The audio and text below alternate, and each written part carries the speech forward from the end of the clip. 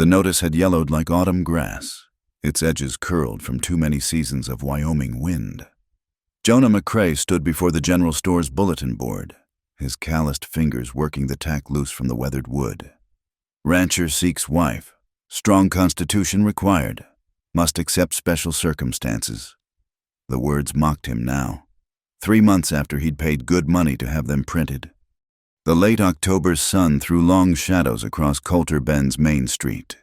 Dust devils danced between the buildings, carrying the smell of coming snow. Jonah folded the paper once, twice, then stuffed it into his coat pocket. Time to stop hoping for what wouldn't come. The stagecoach wheezed to a stop behind him, its wheels protesting against the brake. He didn't turn. Passengers for Coulter Bend were rare enough that everyone in town would know their business before sundown. Boot heels struck the wooden platform, a woman's step, measured but not hesitant. A Mr. McCrae. He turned slow, like a man expecting bad news. The woman stood alone beside a single worn carpet bag, no trunks or cases following. Past 30, he guessed, with hands that knew work and eyes that had seen the back of hard times. Her dress, clean but mended at the cuffs, spoke of pride outlasting prosperity. "I answered your letter," she said, neither apology nor explanation in her voice. Just fact, like stating the sky was blue. The letter. He'd received exactly one response to his advertisement, posted in newspapers from Cheyenne to Kansas City. Ruth Avery, widow, no children living, seeking situation. Her penmanship had been steady, her words practical. No false promises or flowery phrases. Stage was late, she added, adjusting her grip on the carpet bag. Inside, something shifted with a metallic sound tools maybe, or precious things wrapped in tin. Always is, this time of year. Jonah removed his hat, more from habit than courtesy. "You've come far." "Kansas, what's left of it?" Her gaze swept the street, taking the measure of the town. 2 saloons, 1 church, businesses enough to serve the ranches spread through the valley. Drought took the wheat, cholera took the rest. No tears in the telling. Jonah recognized the tone. Some griefs ran too deep for crying. "My wagon's at the livery," he said. "We can make the ranch before dark if we start now." She nodded, lifting her bag before he could offer. They walked in silence past the mercantile where Mrs. Henderson pretended to arrange goods in the window while watching them. Past the smithy where the ringing of hammer on iron provided the town's heartbeat. The November wind cut sharp, carrying the promise of winter. At the livery, Jonah checked the harness while Ruth climbed onto the wagon seat without assistance. She moved like someone who'd learned not to wait for help that might not come. The horses, a matched pair of bays, stood patient while he adjusted the traces. "How far?" she asked as they cleared town. 6 miles. Road's good until the last 2. The wagon jolted over a rut, and Ruth braced herself with practiced ease. They passed through grassland gone gold with autumn, past limestone ridges that caught the afternoon light. A red-tailed hawk circled overhead, its cry lonesome against the vast sky. "Your boy," Ruth said after they'd gone 2 miles. "Your letter mentioned special circumstances." Jonah's hands tightened on the reins. "Eli, he's 17. There was an accident 2 years back, cattle stampede, the wagon." He stopped, started again. "His legs don't work right. He gets around some, with canes when he can manage. Other days, not so much." "Can he read?" The question surprised him. "Yes, ma'am. Reads everything he can get, books, newspapers, even the labels on medicine bottles when nothing else is handy." "Right. Fair hand. Better than mine." "Feed himself dress." "Yes to both, though buttons can be a trial on bad days." Ruth absorbed this with a single nod. Smart boy, then learns ways around things. "He is that." Jonah's throat tightened. Most people asked about Eli's prospects, or lack thereof. Would he walk again? Would he marry? Would he be a burden? Ruth asked about capabilities. not limitations. The road began its climb into the foothills. Sagebrush gave way to juniper and pine. The horses leaned into their collars, steady and sure. Ruth pulled her shawl tighter, but didn't complain about the cold. "Your wife," she said, not quite a question. 3 winters passed. Pneumonia took her quick. He pointed to a cluster of cottonwoods ahead. "Ranch sits just beyond those trees. House isn't much, but the land's good. Water rights secured. 100 head of cattle, sometimes more if the season's kind. I don't need much. Mr. McCrae." They crested the rise, and the ranch spread before them, a 2-story house of log and stone. Barn and outbuildings arranged with thought for wind and weather. Smoke rose from the chimney, straight as a prayer in the still air. On the porch, barely visible, a figure sat motionless in a chair. "That's Eli," Jonah said unnecessarily. The boy didn't wave or call out. He watched their approach with the stillness of someone who'd learned that wanting things too much only led to disappointment, even from a distance. Ruth could see the blanket across his legs, the canes propped against the porch rail. The wagon rolled into the yard. Scattering chickens, a dog, ancient and missing half an ear, raised its head from beside the door, considered barking, then settled back into sleep. Jonah set the brake, wrapped the reins around the handle. Before he could climb down to help, Ruth had descended, carpetbag in hand. She stood looking at the house, the barn, the endless sky stretching beyond. Then she walked to the porch, stopping just short of the steps. "You must be Eli," she said, voice carrying neither pity nor false cheer. "I'm Ruth. I've come to see about staying." The boy studied her with eyes the same gray as his father's. He held a book leather-bound, worn at the corners. "Journal of the Plague Year," he said, lifting it slightly. "Defoe. Found it in a traveling salesman's trunk he left for bad debt." "Any good?" "Better than the nothing else I had to read last week." Ruth's mouth twitched, not quite a smile. "Fair point.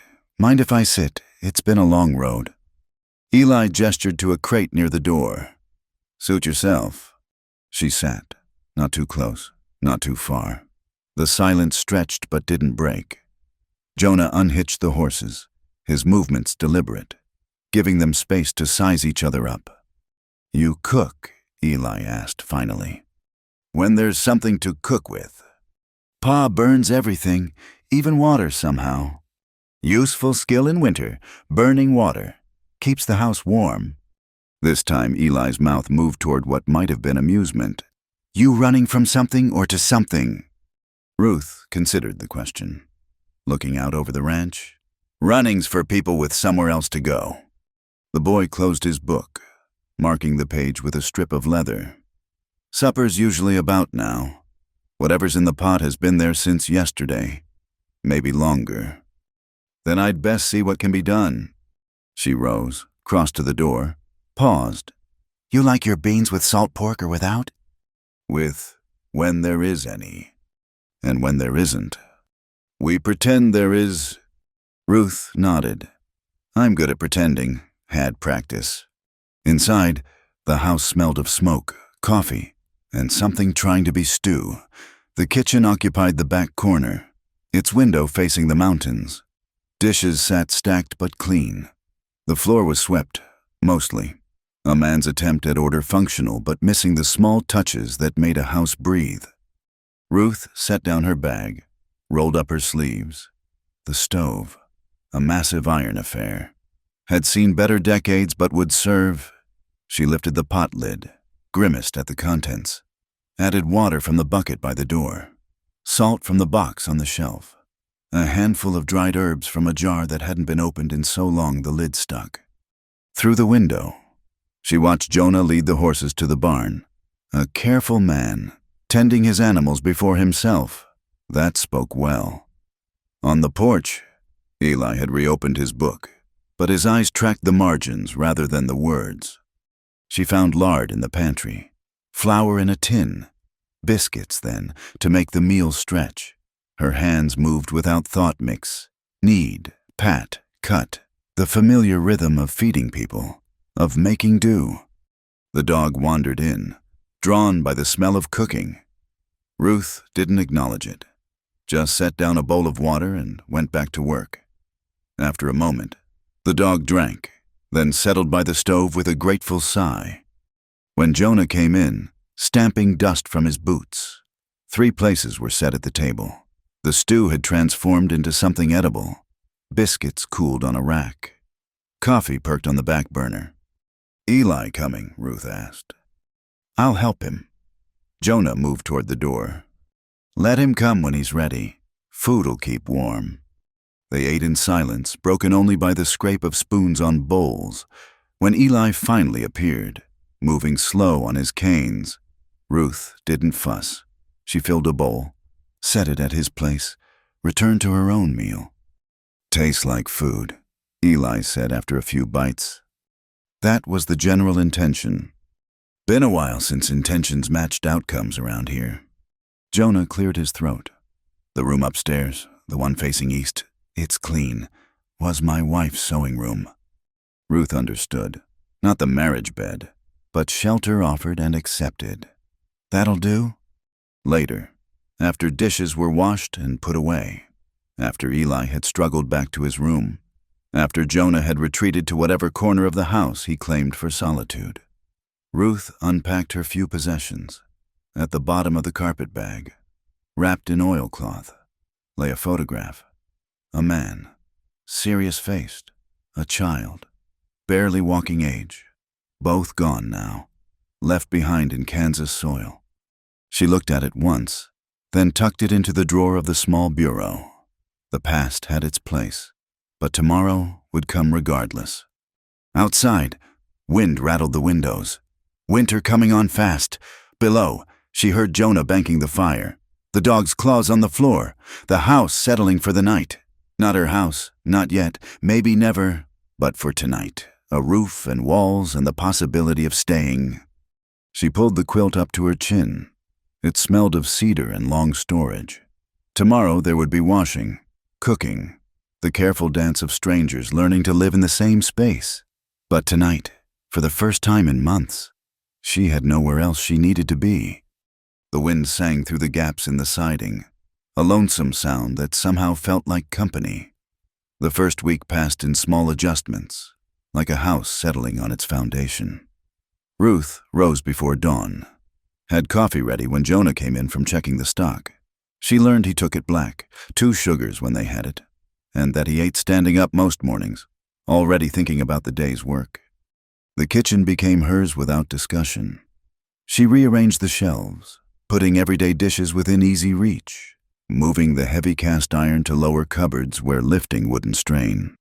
She noticed Jonah favored his left hand and quietly shifted things to that side. He said nothing, but she caught him pausing once, looking at the new arrangement with something like wonder. On the 3rd morning, she found Eli's work shirts piled on the kitchen chair, tears at the elbows, buttons missing. She mended them while the bread rose, her needle moving in steady rhythm. When she returned them, folded and placed outside his door, he mumbled something that might have been thanks. The old dog, which she learned was called Brutus despite having no brutal bone in his body, took to following her from room to room. She didn't pet him or coo over him, just acknowledged his presence with a nod. By the 4th day, he was sleeping by the stove where she worked, his gray muzzle twitching with dreams of younger days. "That dog hasn't moved that much in a year," Jonah said, watching Brutus follow Ruth to the garden plot. "He's just hoping for scraps." "Aren't we all?" It was the closest thing to humor she'd heard from him. Ruth kept her smile small, contained, but it was there. The garden had gone to seed, but she found carrots and turnips still good beneath the frost-killed vines, potatoes in the root cellar, though sprouting eyes, preserves on the pantry shelf, dated in a woman's hand, 2, 3 years old. She opened one jar, found the contents still good, and served them with supper without comment. Eli watched everything from his chair on the porch or through the window when the cold drove him inside. He had a system of places throughout the house where he could rest, lean, catch himself. Ruth mapped these spots in her mind but didn't disturb them. Instead, she found small ways to help a chair moved just so.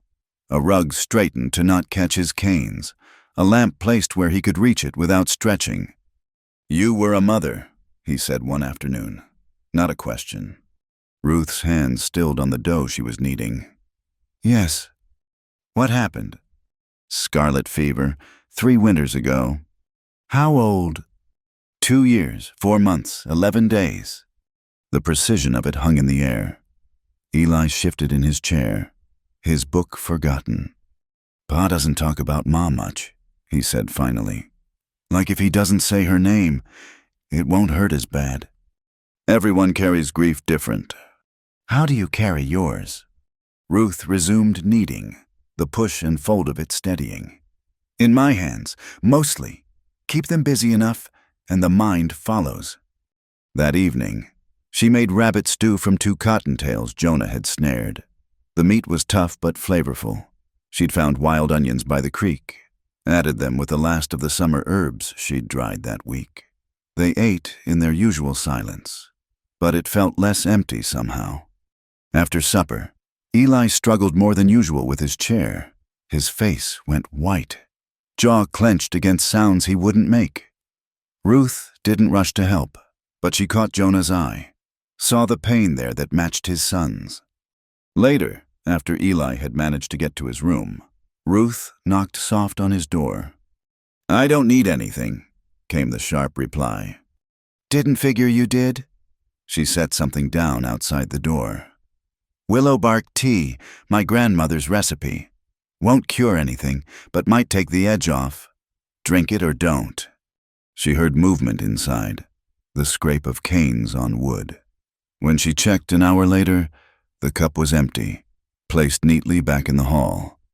The next morning, Eli appeared in the kitchen while she was making breakfast. It took him nearly 10 minutes to navigate the 3 steps down from the main house, but he did it. "Teach me something," he said, settling heavy into a chair. "Like what?" "I don't know. Something useful. Something I can do sitting down." Ruth considered. "Can you handle a paring knife?" "I'm not an invalid." "Then you can peel potatoes. 20 pounds of them in the root cellar need processing before they spoil." She set up a station for him, 2 buckets, one for peels, one for cleaned potatoes. Showed him how to remove the eyes, cut away the bad spots. His hands were clumsy at first, but he had patience, and patience counted for a lot. "Ma used to sing while she worked," he said after they'd settled into rhythm. "What'd she sing?" "Church songs, mostly, some from back east. She had a voice like Sunday morning." Ruth kept peeling. "I don't sing." "Didn't ask you to." But that evening, while washing dishes, she hummed, just a few bars of something half-remembered, when she caught herself. Eli was smiling, actually smiling from his seat by the fire. Saturday brought the first snow, fat flakes that didn't stick but warned of worse to come. Jonah and the hired man, Tom, worked to bring the cattle closer to the ranch. Ruth could see them from the kitchen window, 2 dark shapes against the white-dusted hills. She spent the day rendering tallow, a messy job that filled the house with the smell of hot fat. Eli helped, or tried to, stirring when his arms could manage, skimming the foam from the top. They worked without talking much, but the silence had changed quality, like a door left slightly open instead of locked. "You planning to stay?" Eli asked as they poured the clear fat into molds. "Planning doesn't seem to get a person far." "That's not an answer." Ruth wiped her hands on her apron, already stained beyond saving. "Your father hired me for a job. I'm doing it." "That all this is a job?" She looked at him straight on. "For now. That enough?" He considered, then nodded. "For now." That night, the house felt different. Warmer. Maybe. Though the stove burned no hotter. Jonah came in late, covered in snow and smelling of cattle and cold. Ruth had kept a plate warm, set it down without fuss. He ate standing by the stove, too tired to sit. "Storm coming," he said between bites. Could be a big one. We're ready. Supplies are laid in. Water barrels are full. He looked around the kitchen, seeing the full wood box, the lamp wicks trimmed, the windows sealed with fresh paper against drafts. Small things, but they added up to something larger. You've been busy. Idle hands. She didn't finish the saying. Ruth? He said her name careful, like trying out a new tool. Thank you. Just doing what needs done. But when she climbed the stairs to her room, she felt something shift, subtle as snow beginning to stick. Not belonging, not yet, but the possibility of it. Through the floor, she heard Jonah banking the fire, the familiar sounds of a house preparing for night. Eli's canes moved across his room, paused, moved again, settling in. She pulled out the photograph again, studied the faces frozen in time. Her husband, Samuel, serious even in celebration, their daughter, Margaret, caught mid-laugh at something beyond the camera's view. Gone now, both of them. But the love remained, transformed into something she could carry. She tucked the picture away, but this time in the Bible on the bedside table, not hidden in a drawer. The past had its place, even in a new life. Outside, the snow fell harder, covering the ranch in white. By morning, the world would look different, clean and unmarked. Ruth lay back, pulled up the quilt that no longer smelled of cedar alone, but of baking bread and rendered tallow and the small, accumulating sense of daily life. Tomorrow would bring whatever it brought, but tonight she was warm, fed, and useful. It was enough. More than enough. It was a beginning. Sunday morning came crisp and bright, the snow from the night before glittering like crushed glass. Ruth dressed in her best dress, which wasn't saying much, but it was clean and pressed. She found Jonah in the kitchen, already in his church clothes, struggling with his collar. Here, she said, stepping close enough to smell the soap he'd used to shave. Her fingers worked the stubborn button, and for a moment they stood near enough that she could feel the warmth coming off him. Then it was done, and they stepped apart, like dancers remembering the steps. Eli coming? She asked. Not likely. Hasn't been to church since... Jonah let it trail off. Since the accident. He didn't need to say. But when they reached the wagon, Eli was there, dressed and waiting on the porch. It took both of them to help him up to the seat, and his face went gray with the effort, but he set his jaw and said nothing. The ride to town was quiet, except for the creak of wheels on frozen ground. Other wagons joined them as they neared Coulter Bend, neighbors nodding greeting but keeping distance. Ruth understood. She was still the unknown quantity, the woman who'd answered an advertisement, which was only a step above scandalous in most folks' reckoning. The church was small, white-painted wood with a steeple that pointed accusingly at heaven. They arrived late enough to avoid the milling and gossip before service, but early enough that their entrance drew every eye. Ruth kept her gaze forward as Jonah wheeled Eli down the aisle to the pew that had sat empty these 2 years, the McCrae pew. Third from the front on the left. Reverend Pritchard, young and earnest with Adam's apple bobbing above his collar, preached on patience. Patience in suffering, he intoned, his eyes finding Eli. Patience in grief. Glancing at Jonah. Patience with God's plan. Settling on Ruth. She kept her face smooth as stone. God's plan had taken her husband and child, burned her farm, sent her to answer an advertisement for a wife she wasn't yet, if God wanted her patience. He could get in line behind everyone else demanding something from her. After service, the congregation filed out slow, everyone wanting a look at the McCrae's new arrangement. The women of the Ladies' Aid Society descended like crows on fresh corn. Mrs. Avery. Is it Mrs. Henderson from the Mercantile led the charge, her hat pinned at an angle that suggested moral superiority. Mrs. Avery, Ruth confirmed, not offering more. We meet Thursdays for quilting and Christian fellowship. You'll join us, of course." It wasn't a question. Ruth recognized the test: accept and be judged, decline and be condemned. "I'll see what can be managed. The ranch keeps us busy." "I'm sure Mr. McCrae can spare you for a few hours of proper society." Mrs. Dalton, the banker's wife, smiled thin as paper. "Unless there's some reason you prefer isolation." "I prefer being useful where I'm needed." "And where exactly is that?" This from young Mrs. Garrett, pretty and sharp-tongued, married last spring to the lawyer's son. Before Ruth could answer, Eli spoke from his chair. "Teaching me to cook, for one, unless you ladies want to come out and do it yourselves." The women fluttered and stepped back. The idea of teaching the crippled boy anything that might make him less dependent was too uncomfortable to contemplate. They preferred their charity at a distance, in the form of prayer and occasional pies left on doorsteps. "We should go," Jonas said, his hand finding Eli's shoulder. "Stock needs tending." They made their escape, but Ruth felt the eyes following them, the whispers starting before they'd cleared the church steps. "In the wagon."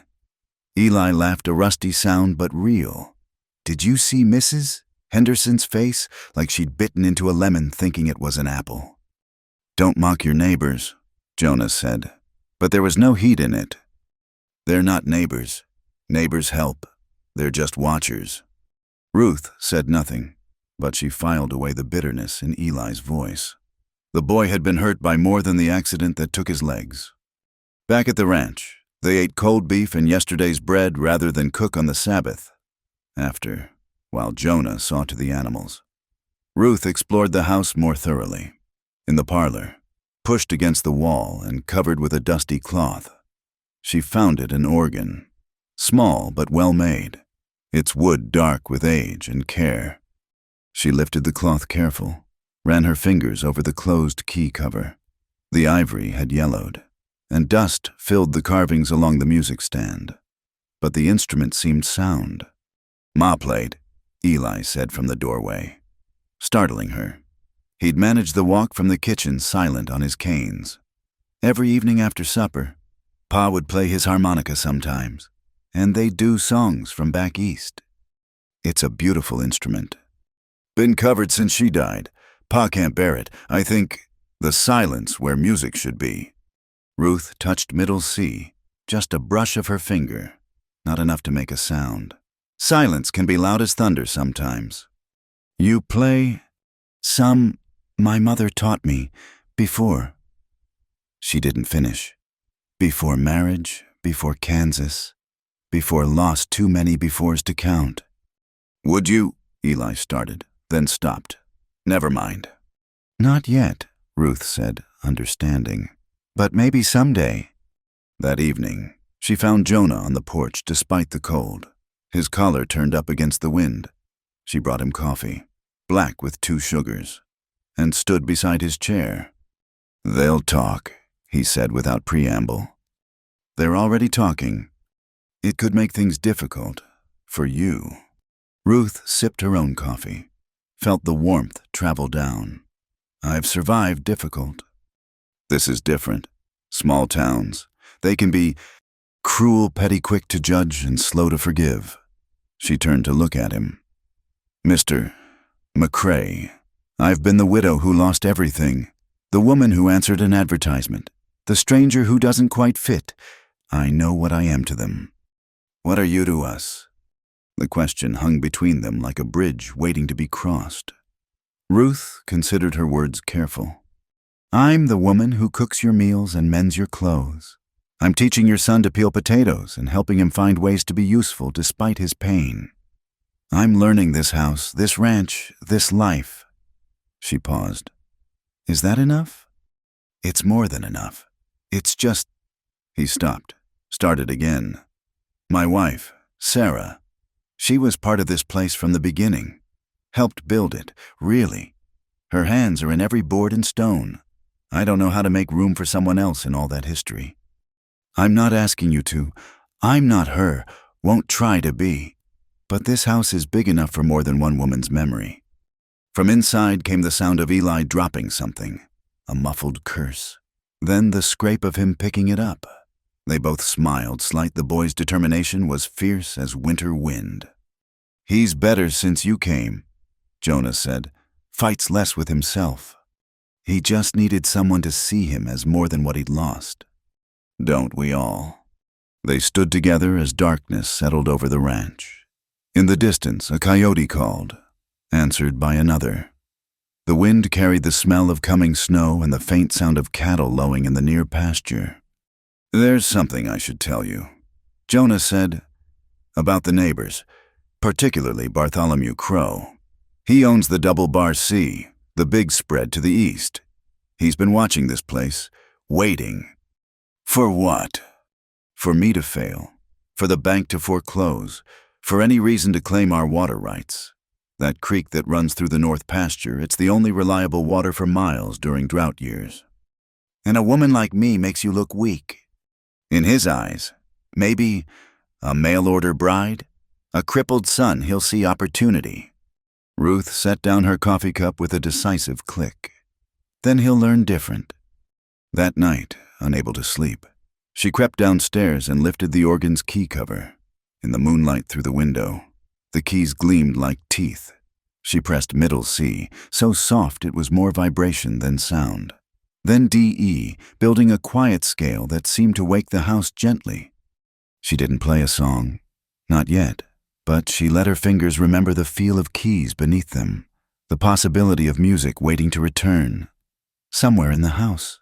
She heard movement, not Eli's halting gait or Jonah's heavy tread, but something else. The house itself, maybe, remembering what it was like to hold music. When she finally returned to bed, she thought she heard, faint as imagination, the sound of a harmonica playing a few experimental notes. Then silence, but a different quality of silence, one that held possibility. Tomorrow would bring what it brought, but tonight, the house felt less like a museum of grief, and more like a place where life might take root again, stubborn as sage in dry ground. The letter arrived on a Tuesday morning, delivered by a county clerk who wouldn't meet Jonah's eyes. Ruth watched from the kitchen window as Jonah read it twice, his face darkening like storm clouds building over the mountains. He came inside slow, set the paper on the table between them. "From the county office," he said, "new homestead regulations. They're checking all claims for proper household maintenance." Ruth picked up the letter, read through the legal language that dressed up threats in official words. The meaning was clear enough. A single man with a disabled son and a hired woman didn't constitute a legitimate household under the revised territorial laws. "Bartholomew Crow," Eli said from his chair by the stove. He'd been practicing writing, his letters careful and deliberate. "Has to be. His brother-in-law sits on the county board." "Can't prove that," Jonah said, though his knuckles were white where he gripped the table edge. "Don't need to prove what everyone knows." Eli set down his pencil. "They want the water, always have."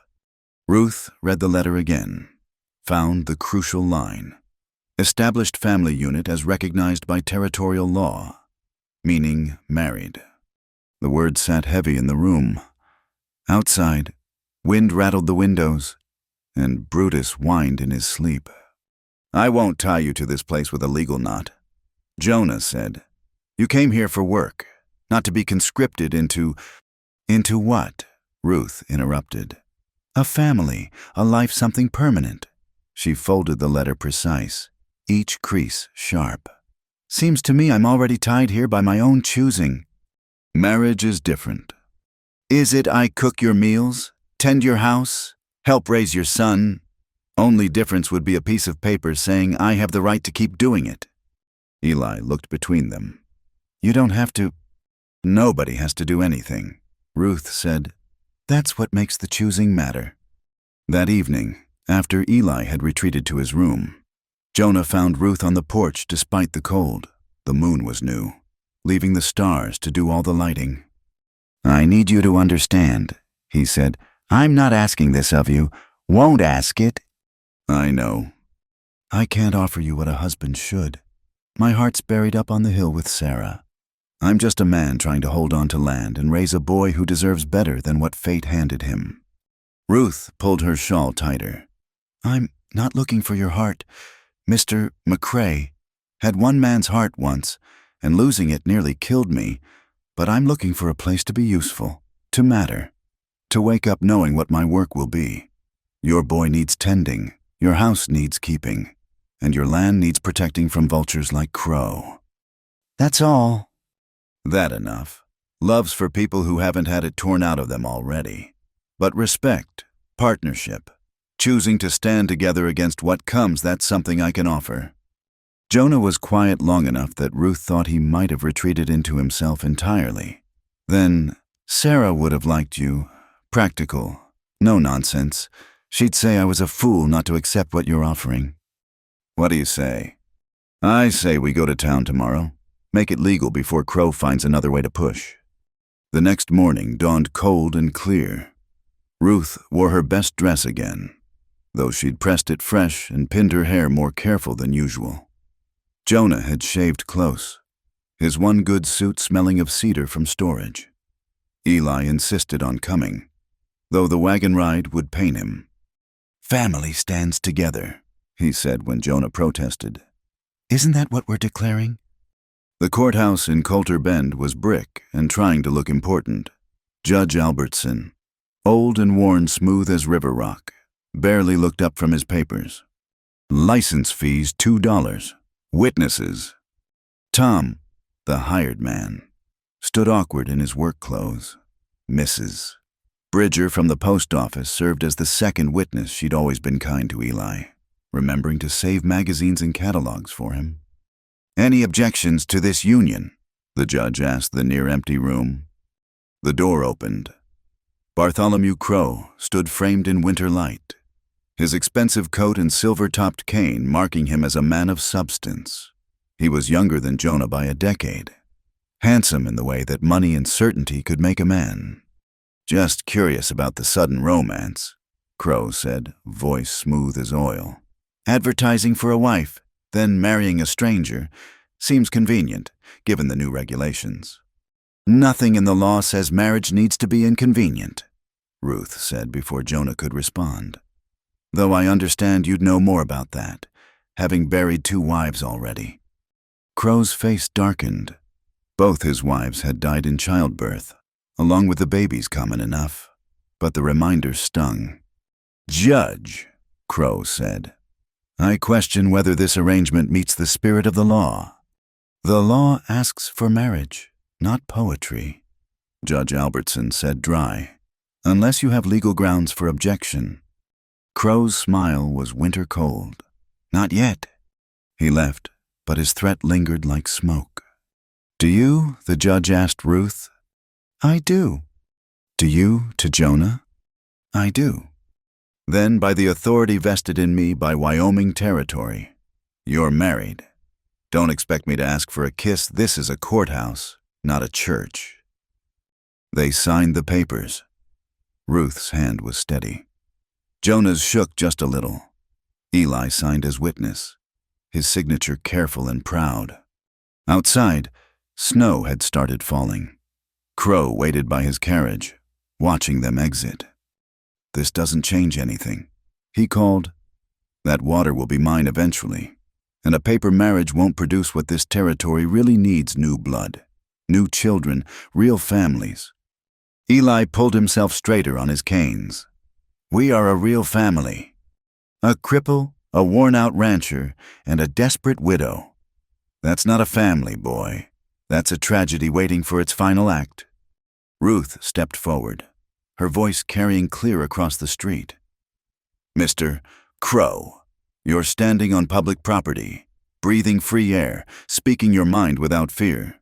Those are rights protected by law. Same law that just recognized my marriage. You don't have to like it, but you do have to abide by it. Now, if you'll excuse us, my family has a ranch to run. She climbed into the wagon without assistance. Jonah and Tom helped Eli up, and they rolled away, leaving Crow standing in the falling snow. The ride home was quiet.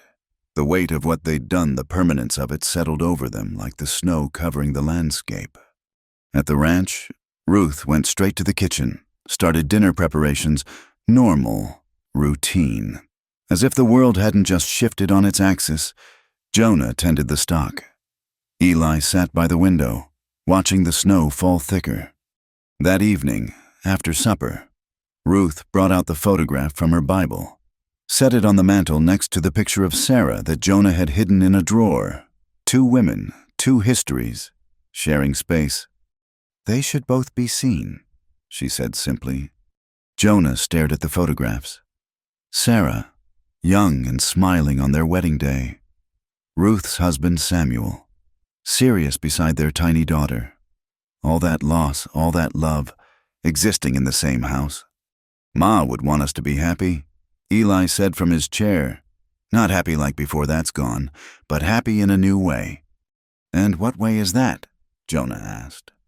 The way where we keep going, where we don't let Crow or anyone else take what we've built, where we're family because we choose it, every day. Ruth found herself at the organ that night. She played quiet, simple scales at first, then a hymn half remembered. From somewhere in the house came the faint sound of a harmonica joining in, finding the melody, harmonizing careful as if afraid to break something.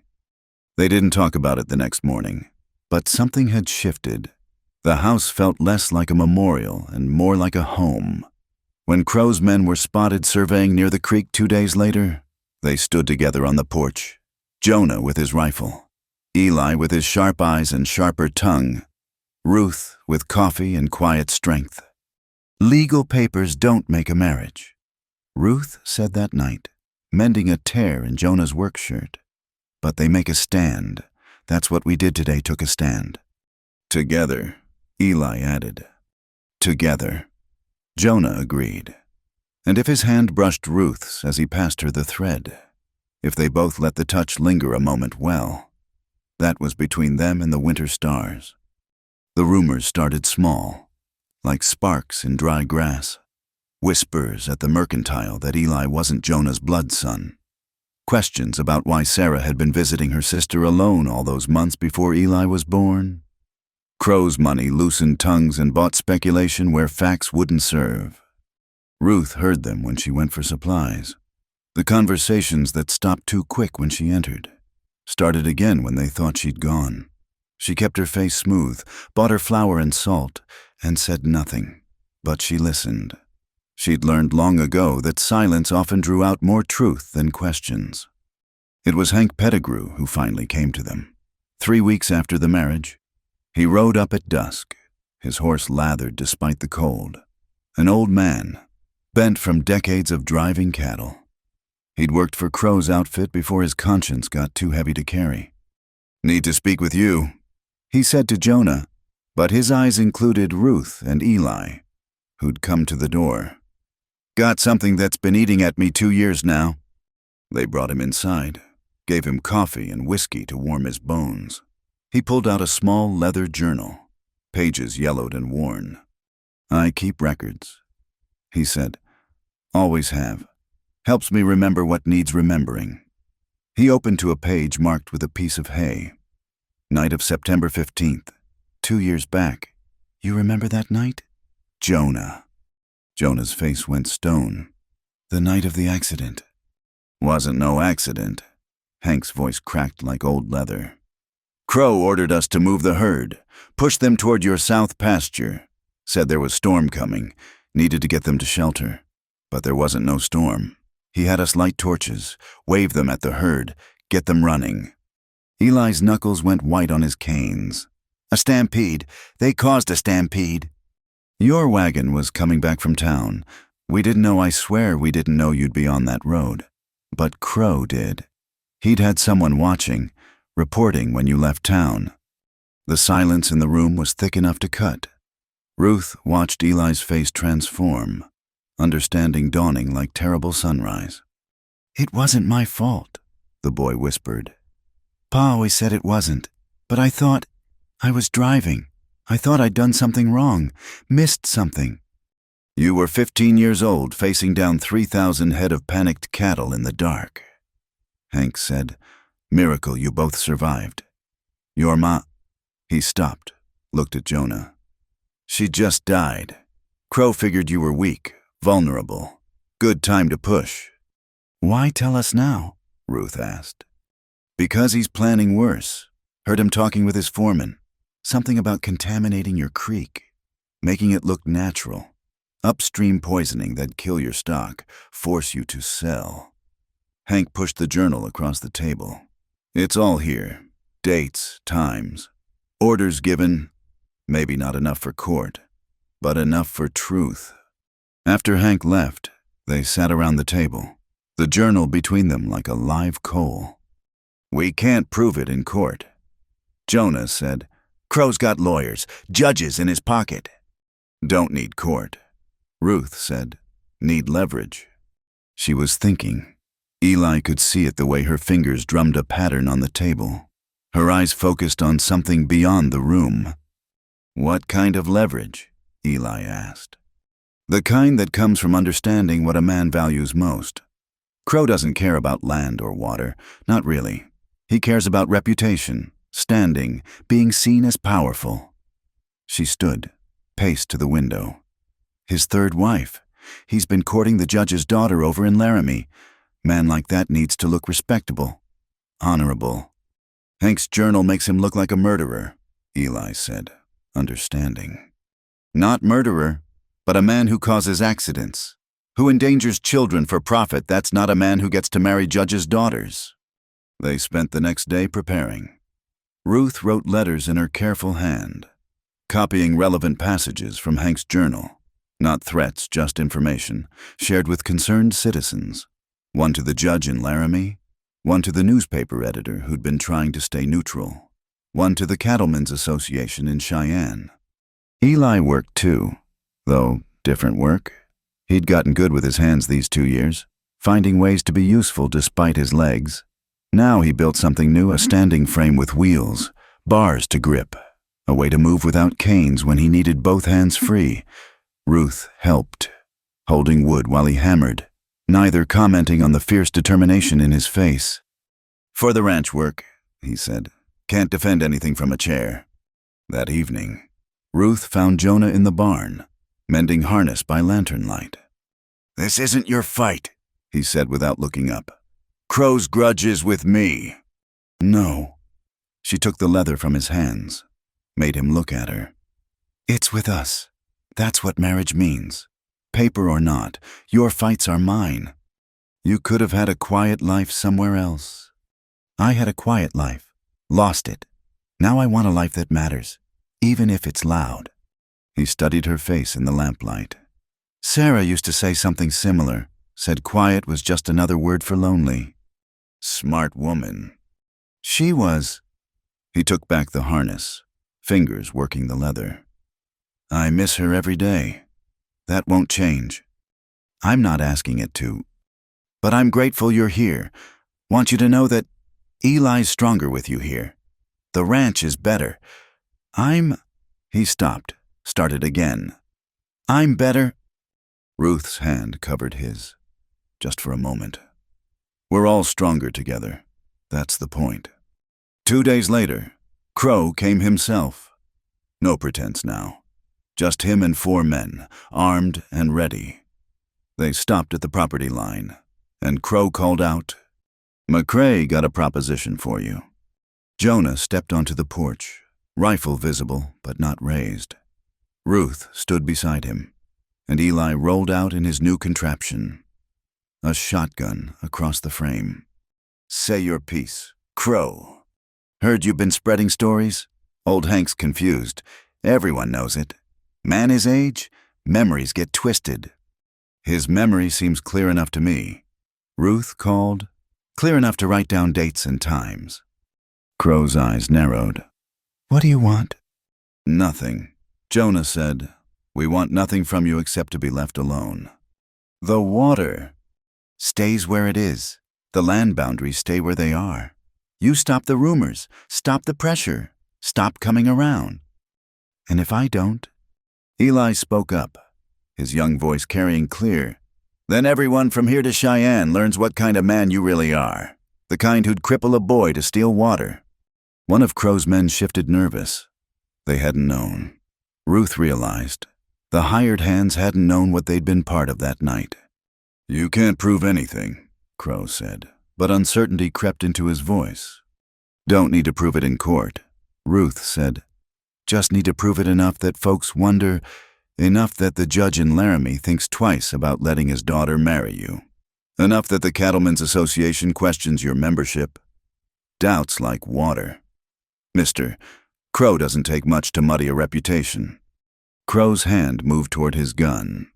Jonah's rifle rose smooth and easy. "That'd be a mistake." Jonah said quiet. "You might get one of us, but not all three.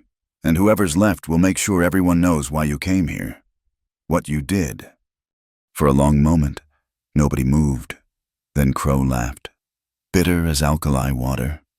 "You think you've won? This land'll break you eventually. The boy'll never walk right, never have a normal life. And you," he looked at Ruth, "you're just a placeholder for a dead woman." Ruth stepped forward, down the porch steps, until she was close enough to see the veins in Crow's eyes. "Maybe so, but I'm a placeholder who knows how to write letters, how to keep records, how to remember every single thing you do from now on." She smiled, cold as January wind. "Your move, Mr. Crow." He turned his horse, started to ride away, then stopped. "The journal, I want it." "No," Eli said. "It stays with us. Insurance." Crow's jaw worked like he was chewing nails. Then he spurred his horse, his men following, dust rising behind them like smoke from a dying fire. They watched until the riders disappeared over the ridge. Then Eli's strength gave out, and he sagged in his frame. Jonah caught him, held him up, while Ruth ran for water. "Did we win?" Eli asked, voice shaky now that the danger had passed. "We survived," Jonah said. "Sometimes that's the same thing." That night, Ruth played the organ properly for the first time. Not hymns, but something older, wilder, a song that seemed to come from the land itself. Jonah brought out his harmonica, found the melody, and they played together while Eli kept time with a spoon against his leg. The music wasn't pretty. It was rough, sometimes off-key, full of stops and starts. But it was theirs, made from their choosing, their standing together. Outside, wind swept down from the mountains, bringing the smell of snow and the promise of hard seasons ahead. But inside, the house was warm, full of music and the particular peace that comes after a battle survived together. The courtroom smelled of pine tar and sweat, packed full despite the March cold outside. Word had spread through the valley like wildfire. The McCartys were challenging Crow in open court, and half of Wyoming territory seemed to have come to watch. Judge Lowell, brought in from Cheyenne for impartiality, was a small man with sharp eyes that missed nothing. He'd read Ruth's letter 3 times, his secretary said, and requested all documents be prepared in advance. Crow sat with his lawyer from Denver, a smooth-talking man in a suit that cost more than most folks saw in a year. Across from them, the McCarts had no lawyer, couldn't afford one, but they had something else, truth, written down in Hank's careful hand. "This hearing will determine the validity of accusations regarding the incident of September 15th. 2 years passed. Judge Lowell began, and whether any criminal investigations should follow." Crow's lawyer stood immediately. "Your Honor, we question the legitimacy of this entire proceeding. A family of questionable composition, presenting the ramblings of a senile old cowhand. That family's composition has been legally recognized." The judge cut him off. "And Mr. Pettigrew's presence here today suggests his mind is sound enough. Proceed. Mr. McCrae." Jonah stood, steady despite the weight of eyes on him. He presented Hank's journal, read the relevant passages in a clear voice. The courtroom grew quieter with each detail: the planned stampede, the torches, The specific orders given? Hearsay, Crow's lawyer declared, written by a disgruntled former employee with a grudge. Then let's hear from Mr. Pettigrew himself, the judge said. Hank took the stand, his weathered hand steady on the Bible as he swore to tell the truth. His testimony was simple, direct. He'd been there. He'd followed orders. He'd watched a boy's body break under wagon wheels because of those orders. Why didn't you come forward sooner? The lawyer pressed. Scared, Hank said simply. Crow owns half this valley, but some things get too heavy to carry. That boy, he looked at Eli. That boy never complained, never blamed nobody, just got on with living as best he could. Figured I owed him the truth. Your Honor, Ruth stood, though she had no official standing. May I present additional evidence? The judge nodded, curious. Ruth laid out papers, bills of sale, receipts, ledgers. These show our ranch's productivity since I arrived. Mr. Crow claims we're not a legitimate household, not truly maintaining the land. These documents prove otherwise. What bearing does this have on the stampede incident? Crow's lawyer demanded. It shows motive, Ruth replied. Mr. Crow wanted our land, our water. When he couldn't force Mr. McCrae to sell after his wife's death, he created the stampede. When that didn't work, he challenged our legal standing. It's a pattern of harassment. The courtroom murmured. Someone in the back whistled low. Furthermore, Ruth continued, I have here sworn statements from 3 other ranch hands who were present that night. She produced the papers, gathered over the past week through careful conversations and appeals to conscience. They corroborate Mr. Pettigrew's account. Crow shot to his feet. Those men work for me. They wouldn't. Not anymore. They don't, one voice called from the gallery. Jim Santos, young and stubborn, stood up. Not after we learned what we'd been part of. Some things a man can't unsee, Mr. Crow. Judge Lowell hammered for order. Mr. Crow, do you wish to respond to these accusations? Crow's lawyer whispered furiously in his ear, but Crow pushed him aside. That boy isn't even McCrae's blood. Everyone knows it. Why should he inherit anything? The courtroom gasped. Eli went white, his hands gripping his canes. Jonah stood slowly, deliberately. Your Honor, Eli is my son in every way that matters. Has been since the day he was born. But not by blood. Crow pressed. His real father was... His father is standing right here. Jonah's voice cut like a blade. I've raised him, taught him, loved him, watched him fight through pain that would break most men. Blood doesn't make a father. Choice does. Daily choice. Ruth watched Eli's face transform, tears he wouldn't shed making his eyes bright. Mr. Crow, the judge said cold. Parentage has no bearing on property rights in this territory, but your admission that you've been spreading such rumors does speak to the harassment claim. The testimony continued for 2 more hours. The town blacksmith testified about modifications he'd made to help Eli, all paid for promptly, showing a functioning household. The postmaster's wife testified about Ruth's regular correspondence, managing ranch business, even Mrs. Henderson from the mercantile, no friend to the McCarts, admitted their account was always settled proper. Finally, it was Eli's turn. He made his way to the stand, the click of his canes loud in the silent courtroom. Tell us about that night, the judge said gentle. Eli's voice started quiet but grew stronger. We were coming back from town.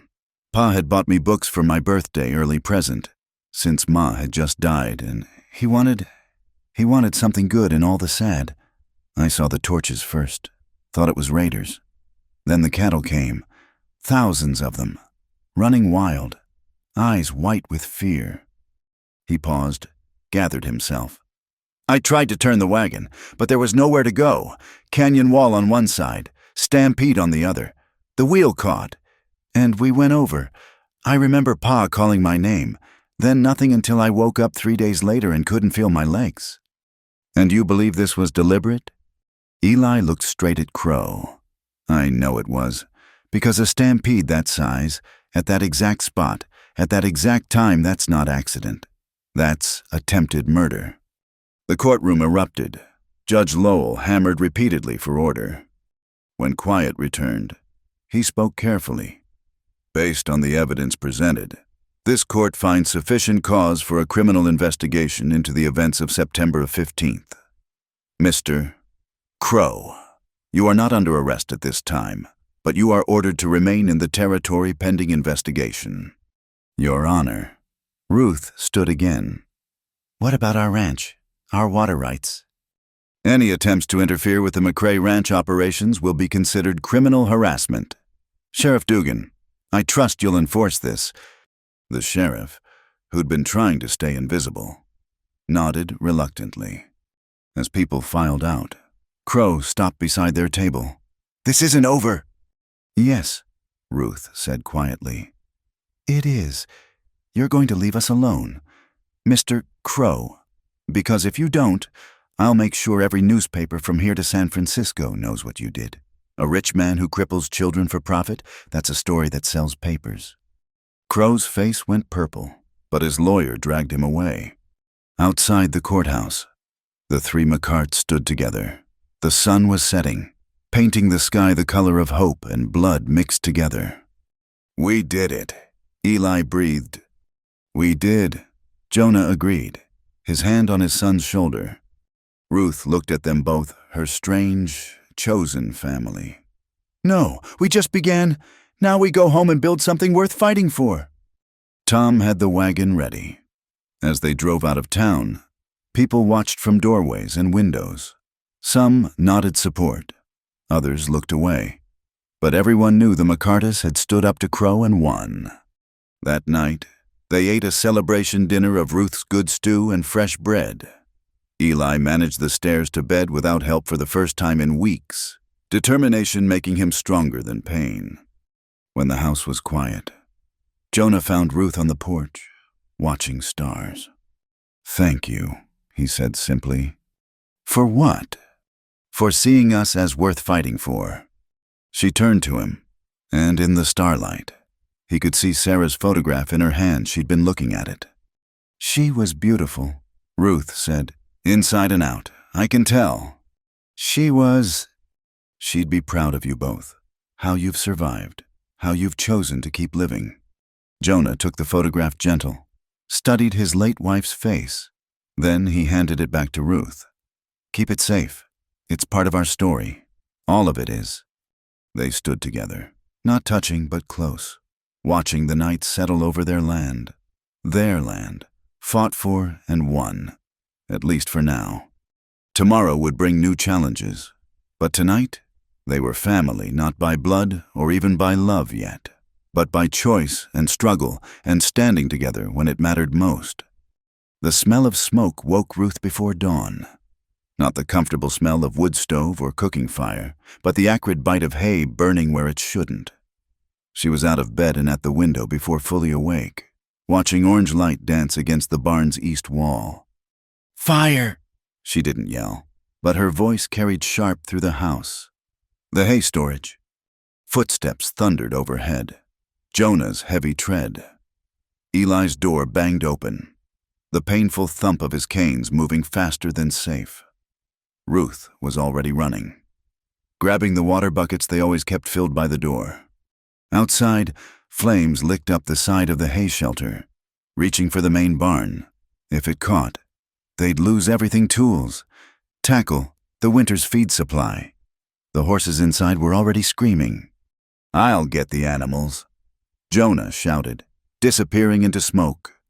Ruth ran for the water barrel, filling and hauling, filling and hauling. Her nightdress caught fire at the hem. She beat it out with bare hands and kept moving. Behind her, she heard Eli dragging himself toward the house's corner where he'd built a shooting rest weeks ago just in case. 3 men materialized from the darkness, torches in hand, heading for the house. Crow's men. Faces covered with bandanas, but their intent clear. Eli's rifle cracked once. The torch flew from the lead man's hand, spinning into the dirt. "Next one won't be so kind," the boy called, voice steady as his aim. Ruth grabbed the fireplace poker she'd left by the door, placed there 2 nights ago when she'd felt trouble coming like weather in her bones. A man rushed her. She swung hard, catching him across the shoulder, sending him sprawling. The poker rang like a bell. Another man lunged. Ruth threw the water bucket in his face, then brought the poker down on his wrist. He howled, dropped his torch. She kicked it away, the flames hissing in the dirt. "The creek!" Eli shouted. "Someone's at the creek!" The auxiliary water channel, the one Sarah had suggested years ago, that Jonah and Eli had finished just last week, if someone destroyed it now, with fire threatening everything. Ruth ran, her bare feet slipping on frost-hardened ground. 2 men were there with sledgehammers, swinging at the wooden gate that controlled the flow. She had the shotgun. When had she grabbed it and fired into the air? "The next one goes in you." They turned, saw her standing there like something out of nightmare nightdress, singed and torn, face streaked with soot, shotgun steady as stone. "Crazy woman," one muttered, but they backed away. "Smart men." She pumped another shell into the chamber. "Run!" They ran. Behind her, she heard horses, many horses, riding hard. Sheriff Dugan burst into view, 6 men with him, all armed. They'd gotten Ruth's message, the letter she'd sent yesterday when she'd noticed strangers watching the ranch. "Round them up," Dugan commanded, his men spreading out. Ruth turned back to the fire. Jonah had gotten the horses out, was leading the milk cow away from danger. But the hay shelter was fully engulfed now, the heat forcing them back. "The water channel," Ruth said, "if we can open the gate." "It's too far from the barn," Jonah said, despair in his voice. "Not if we redirect it." Eli had made it to them, his standing frame allowing him to move across the rough ground. The old irrigation ditch Ma dug for the garden. It runs right past the hay shelter. They worked desperate, Ruth and Jonah digging with shovels while Eli directed, his sharp eyes seeing what they couldn't in the smoke and darkness. The ditch was mostly filled in, but the depression remained. They just had to clear enough. "There," Eli pointed. "Break through there." Jonah swung his shovel like an axe, smashing through the earthen barrier. Water rushed through, not much but steady, running along the old ditch toward the fire. It wouldn't put it out, but it might keep it from spreading. Dawn was breaking gray and bitter when they finally had the fire controlled. The hay shelter was gone, half their winter feed with it, but the barn stood. The house stood. They all stood, though barely. Crow arrived with his lawyer as the sheriff was loading his men into the prison wagon. "I heard there was trouble. Came to offer assistance." "How kind," Ruth said, her voice rough from smoke. "Especially since your men caused it." "My men? These aren't my men. I dismissed them weeks ago, after the trial. If they acted, it was on their own." One of the captured men laughed bitter. "He promised us $50 each, said make it look like an accident." "Lies from a criminal trying to shift blame," Crow said smooth. Sheriff Dugan looked uncomfortable, without proof of payment. Crow's word against theirs. Mr. Crow," Ruth said, stepping forward. "Your boots." "What?" "Your boots. Fine leather, expensive, the kind that leave distinctive prints." She pointed to the mud near the creek. "The kind of prints that match the ones we've been documenting for 3 weeks now, every time someone's been sneaking around our property." It was a bluff they hadn't documented anything. But Crow looked down at his boots, then at the churned mud, and his face changed. "You can't prove—" "I can prove you were here during a criminal act on our property," Dugan said, finding his spine. "That's enough to bring you in for questioning." "And," Ruth added, pulling out a small notebook she always carried, "I have here a signed statement from Mr. Morrison at the bank, saying you withdrew exactly $300 in cash yesterday. $50 times 6 men. Another bluff. She had no such statement. but Crow went pale. "This is ridiculous. I'm a respected businessman." "You're a man who tried to burn out a family," Eli said from his frame. "Who paid men to destroy our home? Who's been caught?" The sheriff's men surrounded Crow. His lawyer stepped back, hands raised, wanting no part of this. "Bartholomew Crow," Sheriff Dugan said formal. "You're under arrest for conspiracy to commit arson, destruction of property, and attempted murder." "Attempted murder? Fire in an occupied dwelling at night, that's attempted murder in any court." As they led Crow away, he turned back, his composure finally cracking. "That water should have been mine, that land, all of it. You're nothing, just broken people playing at being family." "Maybe," Jonah said quiet. "But we're broken people who stand together. That makes us stronger than you'll ever be." After the sheriff left, they stood surveying the damage. It was bad, but not fatal. They'd survive, though it would be hard. "We'll need to rebuild before winter truly sets in," Jonah said. "The neighbors will help." Ruth said, "After this, after everyone knows what Crow did, they'll help." She was right. By noon, wagons started arriving. The Hendersons brought lumber. The Daltons brought nails and tar paper. Even Mrs. Garrett, the sharp-tongued lawyer's wife, came with food and an offer of her husband's services, pro bono, for neighbors who stand up to bullies. They worked through the day, raising new frames where the old had burned. Eli couldn't lift or carry, but he could direct, his quick mind seeing how things fit together. Ruth organized the workers, kept everyone fed and watered. Jonah worked like two men, as if trying to rebuild not just buildings but faith in the future. As the sun set, Tom pointed to the road. A figure walked slow, leading a pack mule, Hank Pettigrew, coming home. "Heard you had trouble," he said. "Figured you might need an extra hand." "Can't pay much," Jonah warned. "Don't need much, just a place to be useful." Man gets tired of running from his conscience. That night, exhausted and filthy, they sat together at the kitchen table. The house still smelled of smoke, but also of fresh bread Ruth had somehow found time to bake. Outside, neighbors continued working by lantern light, the sound of hammers like heartbeats. "We held," Eli said, wonder in his voice. "They came at us with everything, and we held." Ruth reached over, smoothed back his hair, the first truly maternal gesture she'd made toward him. He didn't pull away. "We did more than hold," she said. "We won." Jonah's hand found hers on the table, covered it. Not romantic, not yet, but partnership made flesh. "Together," he said. "Together," they echoed. Through the window, they could see the water still flowing in the auxiliary channel, the one Sarah had dreamed and they had finished, past and present, flowing together toward tomorrow. The fire had burned away more than hay and wood. It had burned away the last walls between them, leaving something raw but real. They were family now, forged in flame and held by choice. Outside, the first stars appeared, bright and cold and eternal. The ranch would survive, they would survive. Together. Spring came early that year, melting snow into streams that sang down the mountainsides. Ruth stood in the garden she'd expanded, watching green shoots push through dark soil. The cabbage seeds she'd planted along the fence line were sprouting, delicate as hope but stubborn as the woman who'd planted them. Eli worked beside her, his new-wheeled frame letting him move along the garden rows.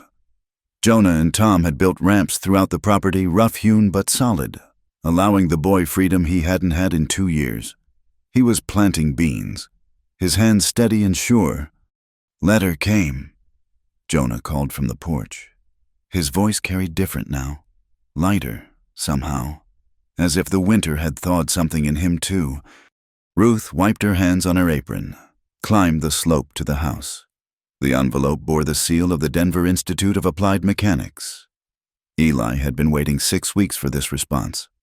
"You open it," Eli said when she brought it to him, his hands suddenly shaking. Ruth broke the seal. Read aloud, "Dear Mr. McCrae, we are pleased to offer you a position in our inaugural class of mechanical engineering. Your submitted designs for adaptive mobility devices show exceptional promise." Eli's whoop startled the chickens into flight. Even Brutus raised his head from his sunny spot, tail thumping approval. "Denver," Jonah said quiet. "That's 3 days' travel."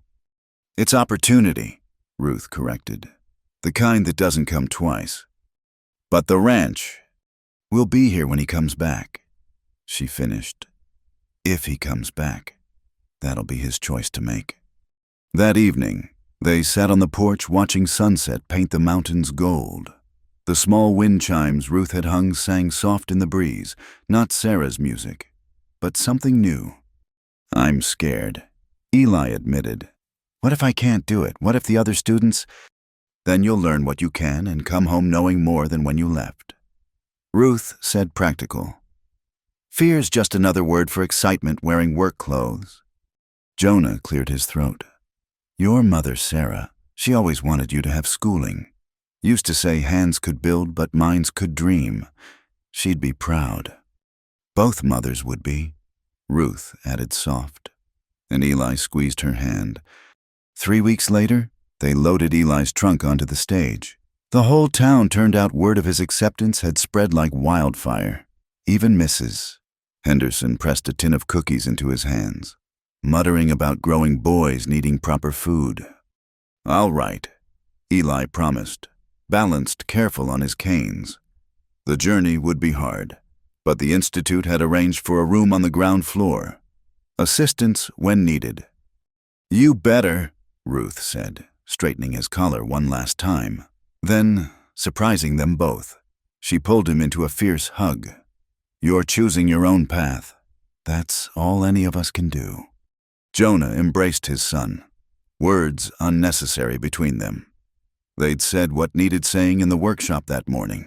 Man to man, father to son by choice, if not by blood. The stage pulled away, Eli waving from the window until dust obscured him. Ruth felt Jonah's hand find hers. "Squeeze once, hold on." "Empty nest," he said. Not empty, just quieter. They walked back to the ranch together, fingers still intertwined. That night, over dinner for 2. Jonah set down his fork deliberate. "Ruth," she looked up from her plate, saw him struggling with words. "I know we married for the paper, for the land, for Eli, but somewhere in all that, He stopped, started again. "The room upstairs, Sarah's sewing room. You don't have to sleep there anymore, if you don't want to." Ruth studied his face, weathered and honest and scared. "What are you asking? Jonah." "I'm asking if you'd consider sharing more than just a house and a name. I'm asking if maybe we could build something that's ours, not just maintaining what was." He pulled something from his pocket, a simple gold band, worn but polished. "This was my mother's. Sarah never wore it, had her own. It's been waiting for someone who chose us when we were broken, who helped us become whole." Ruth stood, walked around the table to where he sat. She took his face in her hands, looked into eyes that had seen too much loss but still held room for hope. "Yes," she said simple, "for tomorrow and all the tomorrows after." Their kiss was quiet, careful, like people learning a new language. But it was real, built on months of small choices, daily kindnesses, standing together against storms both literal and metaphorical. That night, Ruth moved her few things to the main bedroom. On the dresser, she placed both photographs, Sarah with young Eli, Samuel with baby Margaret, the past watching over the future, blessing it with hard-won wisdom. Spring tumbled into summer. The ranch prospered with the reliable water, the cattle growing fat on good grass. Letters from Eli came weekly, full of excitement about his studies, designs he was working on, friends who saw his wheels as innovation rather than limitation. On a hot July afternoon, Ruth stood at the organ, playing a hymn she'd finally remembered complete. Jonah joined her with his harmonica, their music weaving together like streams converging. Through the window, she saw riders approaching neighbors, coming for the monthly gathering that had somehow become tradition. "Look at that," Jonah said, pointing to the garden where cabbage plants grew tall and strong along the fence. "You did what you promised made things grow where nothing wanted to." "We did," she corrected. "All of us, including those who came before." That evening, as neighbors filled the house with talk and laughter, Ruth climbed to the hill where Sarah was buried. She'd brought wildflowers, the kind that grew stubborn in dry soil. "Thank you," she said to the stone, "for building something worth saving, for raising men worth standing beside. I'll take care of them, and they'll take care of me. That's what family does." Wind stirred the grass, and for a moment, Ruth could swear she heard music, not organ or harmonica, but something wilder, older, the song of the land itself, maybe welcoming all who chose to tend it. When she returned to the house, Jonah was teaching the Henderson boys to play harmonicas he'd ordered from the catalog. The sound was terrible, all squeaks and wrong notes, but everyone was laughing. Ruth joined them, adding her voice to the chaos, making it somehow beautiful. Later, as they prepared for bed, a telegram arrived. Ruth read it, smiled, handed it to Jonah. "What is it?" he asked. "Eli, he's designed a new type of wheelchair that can navigate stairs. A company in Denver wants to manufacture it. He's naming it the McCrae Mobility Device." Jonah pulled her close, buried his face in her hair. "He's making his own way." "We all are," Ruth said, "every day with every choice." Through the window, stars wheeled overhead, constant as promises kept. The water flowed steady in the channels they dug and defended. The house stood strong, rebuilt from ashes and determination. And in the main bedroom, two people who'd started as strangers held each other, building love from the ground up, patient as gardens, enduring as stone. On the kitchen table sat a letter Ruth had written but not yet sent, addressed to the agency that had posted Jonah's advertisement. It read simply, "Position filled permanently. The McCrae family is complete, not perfect, but whole. We choose each other, again and again, which is the only love that lasts.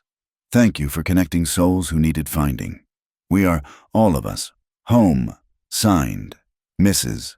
Ruth McCrae, shepherd of stubborn hearts and keeper of unlikely dreams."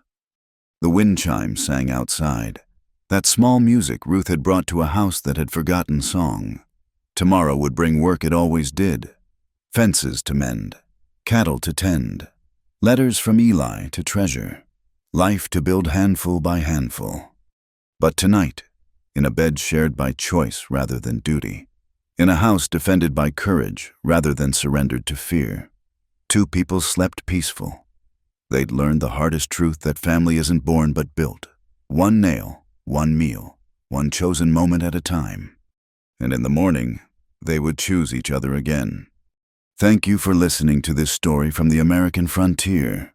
I hope it touched your heart as these characters touched mine. Please share in the comments where you're listening to this tale, whether it's during your commute, at home, or somewhere across the wide world. Subscribe to From Wild West channel for more stories of courage, choice, and love against all odds.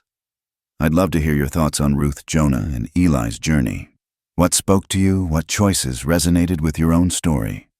Let's build a community of story lovers, one comment at a time.